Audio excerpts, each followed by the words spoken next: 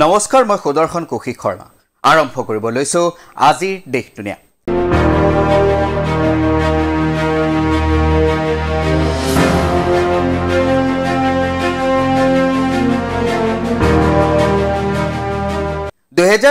বৰ্ষত দক্ষিণ এছিয়াৰ এখন গুৰুত্বপূৰ্ণ দেশ বাংলাদেশত সৃষ্টি হয় ৰাজনৈতিক অচলাৱস্থা, ৰাজনৈতিক অস্থিৰতাৰ। পৰিৱেশ পৰিস্থিতি ইমানেই নিয়ন্ত্ৰণহীন হৈ পৰে যে দেশ এৰি পলাবলগীয়া হয় দেশখনৰে খোদ প্ৰধানমন্ত্ৰী শ্বেখ হাছিনা। তাৰ পাছৰ পৰাই বাংলাদেশত বৃদ্ধি পাইছে ধৰ্মীয় গোৰামী, বাঢ়িছে সংখ্যালঘু হিন্দুৰ ওপৰত আক্ৰমণ আৰু অত্যাচাৰ।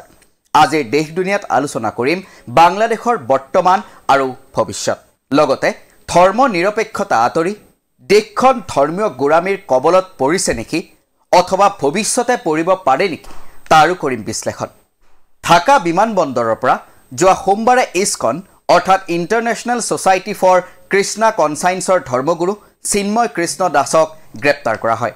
ৰাষ্ট্ৰদ্ৰোহৰ অপৰাধত ভাৰতৰ চুবুৰীয়া ৰাষ্ট্ৰখনত গ্ৰেপ্তাৰ কৰা হয় ধৰ্মগুৰু চিন্ময় কৃষ্ণ দাসক।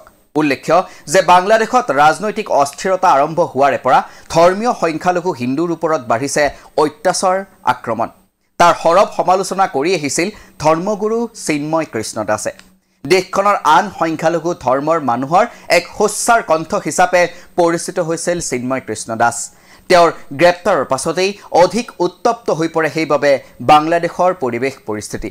ইস্কনৰ ধৰ্মগুৰু চিন্ময় কৃষ্ণ দাসক মুকলিৰ দাবীত হয় ব্যাপক প্ৰতিবাদ। ঢাকা, ৰংপুৰ আৰু চট্টগ্ৰামত এই প্ৰতিবাদে লয় ভয়ংকৰ ৰূপ। প্ৰতিবাদী সমদল উলিয়াই অগণন জনতাই। ধৰ্মীয় সংখ্যালঘু লোকেৰে ভৰি পৰে ৰাজপথ। চট্টগ্ৰামত হোৱা প্ৰতিবাদৰ সময়তে এগৰাকী অধিবক্তা আৰু এগৰাকী আৰক্ষী বিষয়া পৰ্যন্ত নিহত হয়। অভিযোগ অনুসৰি ছাইফুল ইছলাম আৰিফ নামৰ অধিবক্তাগৰাকীক একাংশ হিন্দু প্ৰতিবাদকাৰীয়ে হত্যা কৰে। এই সংঘৰ্ষৰ সময়ত আহত হয় প্ৰায় অৰ্ধশতাধিক লোক। অধিবক্তাগৰাকীৰ মৃত্যুৰ অভিযোগত আৰক্ষীয়ে ইতিমধ্যে আটক কৰিছে প্ৰায় 30 গৰাকী লোকক। ইফালে ইস্কনক বাংলাদেশত নিষিদ্ধ কৰাৰ দাবীৰে উত্তাল হয় ৰাজপথ তথা ন্যায়ালয়। ধৰ্মীয় মৌলবাদ বিয়পোৱা অথবা মানুহক উত্তেজিত কৰাৰ অভিযোগ উঠে ইস্কনৰ বিৰুদ্ধে। বৈষম্য বিৰোধী ছাত্ৰ আন্দোলনৰ আহ্বায়ক হাছানত আব্দুল্লাই অভিযোগ তুলি কয় যে আৱামী লীগৰ সহযোগত ইস্কনে যোৱা 16 বছৰ ধৰি বাংলাদেশত বিভিন্ন উচতনিমূলক কাম কৰি আহিছে। ইফালে বুধবাৰে চট্টগ্ৰাম বিচাৰপীঠত বাংলাদেশৰ অন্তৱৰ্তীকালীন চৰকাৰৰ এটৰ্নী জেনেৰেল মহম্মদ আছাদুজ্জামানে ইস্কনক সন্ত্ৰাসবাদী সংগঠন বুলি যুক্তি প্ৰদৰ্শন কৰে। বৈষম্য বিৰোধী ছাত্ৰ আন্দোলনৰ তৰফৰ পৰা ইস্কনক নিষিদ্ধ কৰিবলৈ একেখন ন্যায়ালয়তে যি আবেদন দাখিল কৰা হৈছিল, সেই আবেদনৰ সন্দৰ্ভতেই এটৰ্নী জেনেৰেলগৰাকীয়ে এই ধৰণে যুক্তি প্ৰদৰ্শন কৰে। এই সন্দৰ্ভত অন্তৱৰ্তীকালীন চৰকাৰৰ স্থিতি কি, সেয়া বাংলাদেশৰ ন্যায়ালয়ত শপতনামা যোগেহে জনাবলৈ নিৰ্দেশ দিয়া হয়। অৱশ্যে বাংলাদেশত নিষিদ্ধ নহয় ইস্কন। ইস্কনক নিষিদ্ধ ঘোষণা কৰিবলৈ জনোৱা দাবী নাকচ কৰে বাংলাদেশ উচ্চ ন্যায়ালয়ে।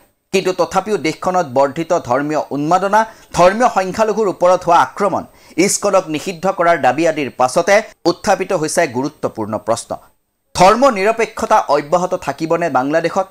সম্পূৰ্ণকৈ ধৰ্মীয় গোৰামীৰ কবলত সোমাব নেকি চুবুৰীয়া বাংলাদেশ?